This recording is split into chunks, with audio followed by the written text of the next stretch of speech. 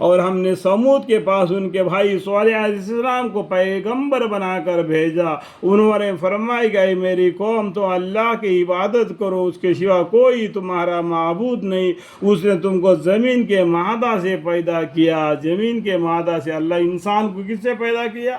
زمین سے پیدا کیا. وہی بات یا صالح علیہ السلام نے فرما رہے.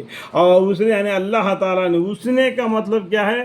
اللہ تعالیٰ. ٹھیک ہے, انڈائریکٹ میں سمجھ لینا چاہیے. اس نے کہہ رہے اللہ تعالیٰ نے ہم کو کس سے پیدا کیا؟ مٹی سے پیدا کیا. تم کو زمین کے معدے سے پیدا کیا اور اس نے تم کو اس میں آباد کیا. تو تم اپنے گناہ اس سے معاف کرواؤ, اللہ سے معافی مانگو, یعنی ایمان لے آؤ, پھر اس کی طرف متوجہ رہو. بے شک میرا رب قریب ہے, قبول کرنے والا ہے. انسان کے اتنا قریب ہے جس کا دل کا رگ اور گردن کے نزدیک ہے, اتنا قریب اللہ تعالیٰ. ان ربی قریب مجیب. وہ لوگ کہنے لگے اے صالح علیہ السلام تم تو اس سے قبل ہم میں ہونہار تھے, کیا تم ہم کو ان چیزوں کی عبادت سے منع کرتے ہو جن کی عبادت ہمارے بڑے کرتے آئے ہیں, اور جس دین کے طرف تم کو ہم بلا رہے ہو وہ کہ ہم تو اس طرف سے بڑے شک میں ہے جس نے ہم کو تردد میں ڈال رکھا ہے. ہمارے باپ دادا نے جس کو عبادت کرتے تھے, جس کو پوجا کرتے تھے, اور اس کو چھوڑ کر تمہارے کہنے پر ہم آئیں گے کیا؟ یہ بول کے اس طریقے سے الٹے ہو گئے. اگر ان کے باپ داداؤں کو اگر شیطان نے چکمہ دے دیا اور ان کو گمراہ کر دیا تو کیا تم بھی گمراہ ہو جائے گے؟ تو اس لیے آپ قرآن کو پڑھو اور بھی مذہب کی کتابوں کو پڑھو, سچائی کس میں ہے اس کے طرف آ جاؤ.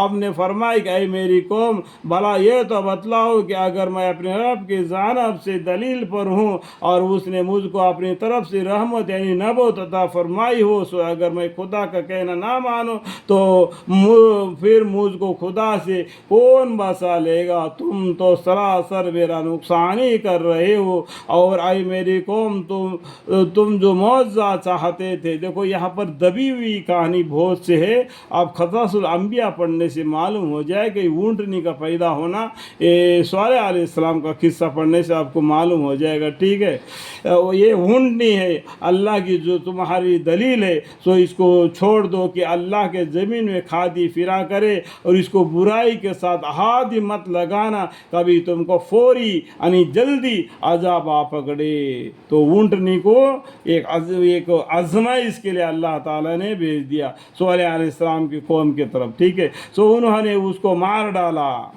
تو صالح علیہ السلام نے فرمایا کہ تم اپنے گھروں میں 3 روز اور بشر کر لو, 3 دن 3 رات یعنی 3 روز تم اپنے گھروں میں بشر کر لو, زندہ رہو, اور اس کے بعد میں اللہ کا عذاب آ جائے گا. اور ایسا وعدہ ہے کہ جس میں ذرا جھوٹ نہیں. سو جب ہمارا حکم آ پہنچا, یعنی اللہ کا حکم آ پہنچا, ہم نے صالح علیہ السلام کو اور جو ان کے ہمراہ اہل ایمان تھے ان کو اپنے عنایت سے بچا لیا, اور اس دن کو بڑی رسوائی سے بچا لیا. اس دن کے بڑا رسوائی سے جو ایمان والے ان کو اور صالح علیہ السلام کو بچا لیا.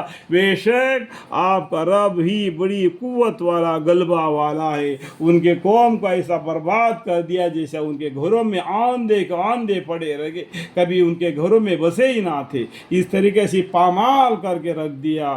اللہ تعالیٰ چاہتا تو پل بھر میں پورا دنیا کو مٹا سکتے ہیں, لیکن اللہ تعالیٰ جہان والوں پر مہربان ہے. اللہ کی رحمت وسیع ہے.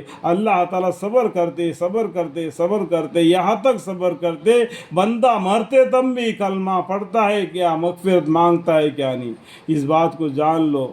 اے مسلمانوں, اندھے بن کر زندگی مت گزارو, قرآن کو پڑھو اور معنی کو پڑھو, اور اپنے اعمال کو درست کر لو. اللہ تعالیٰ ہمیں اور آپ کو سمجھنے کی توفیق عطا فرمائے. آمین.